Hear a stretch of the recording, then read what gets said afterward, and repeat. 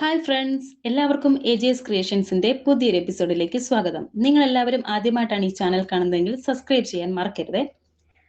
പോകാൻ തുടങ്ങുന്ന സുജാതയെ പിന്നിൽ നിന്നും ജീവൻ വിളിക്കുന്നു. ജീവൻ വളരെ ബുദ്ധിമുട്ടി എഴുന്നേറ്റിരിക്കുന്നുണ്ട്.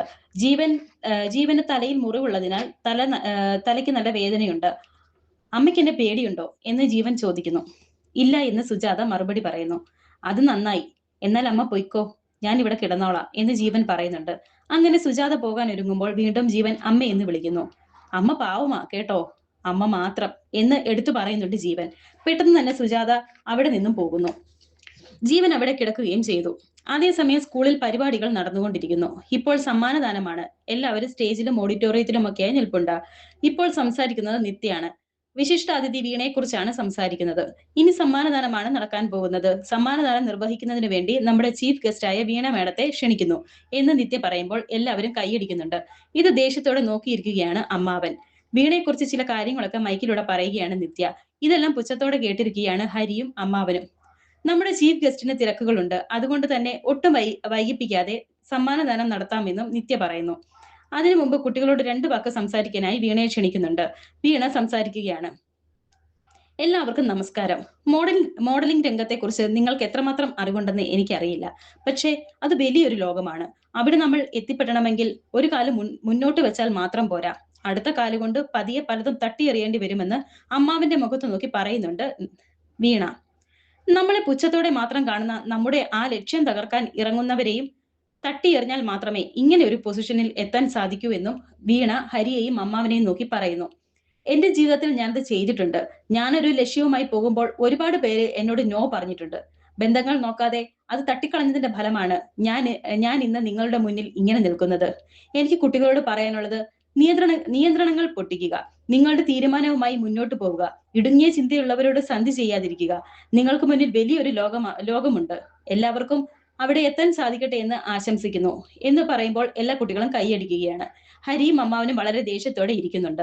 നിത്യയ്ക്ക് ദേഷ്യം വരുന്നുണ്ടെങ്കിലും സ്റ്റേജിൽ ഇരിക്കുന്നത് കൊണ്ട് തന്നെ പ്രകടിപ്പിക്കാതെ നിൽക്കുകയാണ്. നിങ്ങളുടെ എല്ലാവരുടെയും സമ്മതത്തോടെ ഞാൻ കുട്ടികൾക്കുള്ള സമ്മാനദാന ചടങ്ങ് നിർവഹിക്കാൻ തുടങ്ങുകയാണ് എന്ന് വീണ പറയുന്നു. അങ്ങനെ ഇപ്പോൾ നിത്യ കുട്ടികളുടെ പേര് വായിക്കുന്നു. വീണ സമ്മാനദാനം നിർവഹിക്കുകയാണ്. ഇതിനിടയിൽ അമ്മാവൻ ഹരിയോട് പറയുന്നു, അവൾ പറഞ്ഞത് കേട്ടില്ലേ? ആ പറഞ്ഞത് എന്നെയും നിന്നെയും കുറിച്ചാണ്. അവൾ സെലിബ്രിറ്റിയാണ്. അവളുടെ വാക്കുകളെ എല്ലാവരും കേൾക്കൂ. നമ്മൾ രണ്ടുപേരും എന്തു പറഞ്ഞിട്ടും കാര്യമില്ല എന്ന് ഹരി പറയുന്നു. അവൾ ചെയ്തു കൂട്ടിയതെല്ലാം ആ മൈക്കിൽ കൂടി ഞാൻ വിളിച്ചു പറഞ്ഞാൽ അവൾക്ക് വേണ്ടി കൈയടിക്കുന്നവരെല്ലാം അവളെ കല്ലെടുത്തെറിയും. ഇത്രയും പറഞ്ഞ് ഇതൊന്നും കണ്ടു നിൽക്കാൻ പറ്റാതെ ദേഷ്യപ്പെട്ട് എഴുന്നേറ്റ് പോവുകയാണ് അമ്മാവൻ. അങ്ങനെ നിത്യ കല്യാണിയുടെ പേര് വിളിക്കുന്നു. വീണ കല്യാണിക്ക് മെഡലും ട്രോഫിയും സർട്ടിഫിക്കറ്റും ഒക്കെ കൊടുക്കുന്നു. ഹരി ആ കാഴ്ച കാണുന്നു. സമ്മാനം മേടിച്ച ശേഷം കല്യാണി വീണയുടെ കാലിൽ തൊട്ട് അനുഗ്രഹം വാങ്ങുന്നു. കുട്ടികൾ എല്ലാവരും കൈയടിക്കുന്നുണ്ട്. ഇത്രയും കുട്ടികൾ സമ്മാനം വാങ്ങിയെങ്കിലും കല്യാണി മാത്രമാണ് അനുഗ്രഹം വാങ്ങിയത്. ഇത് കണ്ടിട്ട് ഹരി അവിടെ നിന്നും പോകുന്നു. വീണ കല്യാണിയോട് പറയുന്നു, നല്ല ഗുരുത്തമുള്ള കുട്ടിയാണല്ലോ, നന്നായി വരട്ടെ. മോളുടെ അച്ഛനും അമ്മയും എവിടെ എന്ന് ചോദിക്കുന്നു. കല്യാണി അവിടെയെല്ലാം ഹരിയെ നോക്കുന്നുണ്ട്, പക്ഷെ കാണുന്നില്ല. അച്ഛനെ ഇവിടെ കാണുന്നില്ല എന്ന് കല്യാണി പറയുമ്പോൾ, ഇറ്റ്സ് ഓക്കെ, മോളുടെ അച്ഛനോട് അന്വേഷണം പറഞ്ഞേക്കണം കേട്ടോ. ഭാഗ്യം ചെയ്തവരാണ് മാതാപിതാക്കൾ എന്ന് വീണ കല്യാണിയോട് പറയുന്നു. ഇതെല്ലാം നിത്യ കേൾക്കുന്നുണ്ടായിരുന്നു. ഇതോടുകൂടി സമ്മാനദാന ചടങ്ങുകൾ അവസാനിച്ചിരിക്കുകയാണ് എന്ന് നിത്യ പറയുന്നുണ്ട്. അങ്ങനെ പ്രിൻസിപ്പൽ വീണയും കൂട്ടി പോയ സമയം നിത്യയോട് കുട്ടികൾ പറയുന്നു, ടീച്ചറെ, ഞങ്ങൾക്ക് വീണ മേഡത്തോടൊപ്പം ഒരു സെൽഫി എടുക്കണം, ഒരു ഓട്ടോഗ്രാഫും വാങ്ങണം എന്ന്. അപ്പോൾ നിത്യ കുട്ടികളോട് പറയുന്നു, മക്കളെ, മാഡത്തിന് പോകാൻ നല്ല തിരക്കുണ്ട്, അതുകൊണ്ട് മാഡത്തിനെ ബുദ്ധിമുട്ടിക്കേണ്ട എന്ന് പറയുന്നു. കുട്ടികളാണെങ്കിൽ, ടീച്ചറെ പ്ലീസ്, ഞങ്ങളുടെ ആഗ്രഹമല്ലേ, ഒന്ന് സമ്മതിക്ക് എന്ന് പറഞ്ഞ് കുട്ടികൾ നിർബന്ധം പിടിക്കുന്നുണ്ട്. ടീച്ചർ പറഞ്ഞാൽ മാഡം കേൾക്കും എന്നൊക്കെ പറയുന്നുണ്ട്. ശേഷം ഹരി ഇപ്പോൾ പ്രിൻസിപ്പലിന്റെ അടുത്തേക്ക് വന്നിരിക്കുകയാണ്. തനിക്കൊരു പാട്ട് പാടണം എന്ന് പറഞ്ഞുകൊണ്ട്.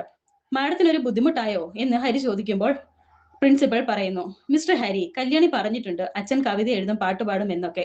1-2 ഫംഗ്ഷനിൽ ഞാൻ തന്നെ ഹരിയെ നിർബന്ധിച്ചിട്ടല്ലേ എന്തെങ്കിലും ഒരു കവിത ചൊല്ലാൻ. പക്ഷെ അതിനൊന്നും ഉള്ളൊരു മാനസികാവസ്ഥയിലായിരുന്നില്ല ഞാനന്ന് എന്ന് ഹരി പറയുന്നു. എന്തായാലും ഹരി തന്നെ ഇങ്ങോട്ട് പറഞ്ഞ സ്ഥിതിക്ക് സന്തോഷമേ ഉള്ളൂ. ഓൾറെഡി 1-2 മാതാപിതാക്കളുടെ കലാപരിപാടികളൊക്കെ ഉണ്ട്. അതിന്റെ ഒരു അവസാനമായിട്ട് ഹരിയുടെ ഒരു കവിത കൂടി വെക്കാം എന്ന് പ്രിൻസിപ്പൽ പറയുമ്പോൾ ഹരി സന്തോഷത്തോടെ തലയാട്ടുന്നു. അവൾ പാടിയ അതെന്റെ നിത്യയാണെങ്കിൽ ഇന്ന് ഞങ്ങൾ തിരിച്ചറിയും, അവൾ പാടിയ എന്റെ അതേ കവിതയിലൂടെ എന്നിങ്ങനെ മനസ്സിൽ വിചാരിച്ചുകൊണ്ട് നിൽക്കുമ്പോൾ പ്രിൻസിപ്പൽ ഹരി എന്ന് വിളിക്കുന്നു. എന്താ മേഡം എന്ന് ഹരി ചോദിക്കുന്നു. എന്താ ആലോചിക്കുന്നേ എന്ന് ചോദിക്കുമ്പോൾ ഹരി പറയുന്നു, ഏയ് ഒന്നുമില്ല, മനസ്സിലൊന്ന് പ്രിപ്പയർ ചെയ്തതാ. അല്ല, കുട്ടികൾ നമ്മുടേതാണെങ്കിലും ആ പരിഗണനയൊന്നും അവരിൽ നിന്നും പ്രതീക്ഷിക്കേണ്ടെന്ന് ഹരി പറയുന്നു. യു ആർ റൈറ്റ്, ബട്ട് ഹരിയുടെ കാര്യത്തിൽ എനിക്ക് കോൺഫിഡൻസ് ഉണ്ട്. ഹരി വാ എന്ന് പറഞ്ഞ് പ്രിൻസിപ്പൽ പോകുന്നു. ഹരി ആണെങ്കിൽ ഇപ്പോൾ വളരെ സന്തോഷത്തോടെ പ്രിൻസിപ്പലിന്റെ പുറകെ പോകുന്നു. തുടർന്ന് വീണ ഇപ്പോൾ ജ്യൂസ് ഒക്കെ കുടിച്ചുകൊണ്ട് മുറിയിലിരിക്കുകയാണ്. നിത്യയും കുട്ടികളും അവിടേക്ക് വരുന്നു. എന്നിട്ട് നിത്യ വീണയോട് പറയുന്നു, മാഡം, കുട്ടികൾക്ക് മാഡത്തിന്റെ ഒരു ഓട്ടോഗ്രാഫ് വേണം, കൂടെ നിന്നൊരു സെൽഫി എടുക്കണം. എനിക്കതിനൊന്നും സമയമില്ല എന്ന് വീണ പറയുന്നു. പ്ലീസ് മാഡം എന്നൊക്കെ നിത്യ പറയുമ്പോൾ വീണ കുട്ടികളുടെ മുന്നിൽ വെച്ച് തന്നെ പറയുന്നുണ്ട്, പറ്റില്ലെന്ന് പറഞ്ഞില്ലേ എന്ന്. കല്യാണിയും ആ കൂട്ടത്തിലുണ്ടായിരുന്നു. മാഡം, ഒരു ഓട്ടോഗ്രാഫ്, ഒരു ഫോട്ടോയും വേണം എന്നൊക്കെ പറഞ്ഞ് നിർബന്ധിച്ച് ചോദിക്കുന്നുണ്ട്. കല്യാണിയും ചോദിക്കുന്നു. എല്ലാവരും വാ എന്ന് പറഞ്ഞ് ഇപ്പോൾ കുട്ടികളുടെ കയ്യിൽ നിന്നും ആ ബുക്സ് ഒക്കെ മേടിച്ച് ഓട്ടോഗ്രാഫ് കൊടുക്കുകയാണ്. പിന്നീട് കുട്ടികളുമൊത്ത് സെൽഫിയും എടുക്കുകയാണ് വീണ. ഞാൻ ഇത് നിങ്ങളുടെ ടീച്ചറെ ഫോണിലേക്ക് അയച്ചു കൊടുത്തേക്കാം എന്നും വീണ പറയുന്നുണ്ട്. നിത്യ കുട്ടികളോടെല്ലാം ചെല്ലെന്ന് പറയുന്നു. കുട്ടികളെല്ലാം പോകുമ്പോൾ കല്യാണി മാത്രം അവിടെ നിൽക്കുന്നുണ്ട്. മാഡം, ആ ഫോട്ടോ ഒന്ന് കാണിക്കുമോ എന്ന് ചോദിക്കുന്നു. അങ്ങനെ ഇപ്പോൾ ആ ഫോട്ടോ കാണുകയാണ് കല്യാണി. എങ്ങനെയുണ്ട്, കൊള്ളാമോ എന്നൊക്കെ വീണയും ചോദിക്കുന്നുണ്ട്. അപ്പോൾ വീണയുടെ മുഖത്തേക്കാണ് കല്യാണി നോക്കുന്നത്. എന്റെ അമ്മയുണ്ടായിരുന്നെങ്കിൽ എനിക്ക് കാണിച്ചു കൊടുക്കാമായിരുന്നു, ഒരുപാട് സന്തോഷമായേനെ എന്ന് കല്യാണി പറയുന്നുണ്ട്. അങ്ങനെ കല്യാണിയോട് പൊയ്ക്കോളാൻ പറയുകയാണ് നിത്യ. ഇവിടെയുള്ള കുട്ടികളിൽ അല്പമെങ്കിലും മനുഷ്യനെ ബഹുമാനിക്കാൻ അറിയാവുന്നത് ദേ ആ കുട്ടിക്കാണ്. ആക്ച്വലി ആ കുട്ടിയുടെ ഇൻട്രസ്റ്റ് കൊണ്ട് മാത്രമാണ് ഞാൻ ഓട്ടോഗ്രാഫ് കൊടുത്തതും സെൽഫി എടുത്തതും. ആ കുഞ്ഞിന് എപ്പോഴെങ്കിലും എന്തെങ്കിലും ഒരു ആവശ്യം വന്നാൽ എന്നെ കോണ്ടാക്ട് ചെയ്താൽ മതി എന്ന് വീണ നിത്യയോട് പറയുന്നു. എന്താ വേണ്ടതെന്ന് വെച്ചാൽ ഞാൻ ചെയ്തു കൊടുക്കാമെന്ന് പറയുമ്പോൾ നിത്യ പറയുന്നു, ആ കുഞ്ഞിന് ഒരു വലിയ ആഗ്രഹമുണ്ട്, അത് സാധിച്ചു കൊടുത്താൽ സന്തോഷം. അവൾക്ക് അവളുടെ അമ്മയെ വേണം. അത് ഞാൻ എങ്ങനെ സാധിച്ചു കൊടുക്കാനാ എന്ന് വീണ ചോദിക്കുമ്പോൾ നിത്യ പറയുന്നു, അത് സാധിച്ചു കൊടുക്കാൻ വീണയ്ക്ക് കഴിയും. വീണ പറഞ്ഞിരുന്നില്ലേ, ഒരുപാട് ബന്ധങ്ങൾ തട്ടിത്തെറിപ്പിച്ചു പോയത് കൊണ്ടാണ് ഇത്രയും ഉയരത്തിലെത്തിയതെന്ന്. അങ്ങനെ തട്ടിത്തെറിപ്പിച്ച കൂട്ടത്തിൽ ഒരു ചോര കുഞ്ഞുണ്ടായിരുന്നു, വീണ പ്രസവിച്ച വീണയുടെ സ്വന്തം കുഞ്ഞ്.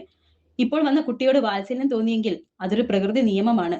കാരണം കല്യാണി വീണയുടെ മകളാണ് എന്ന് നിത്യ പറയുമ്പോൾ ഇത് കേട്ട് ഞെട്ടി നിൽക്കുകയാണ് വീണ.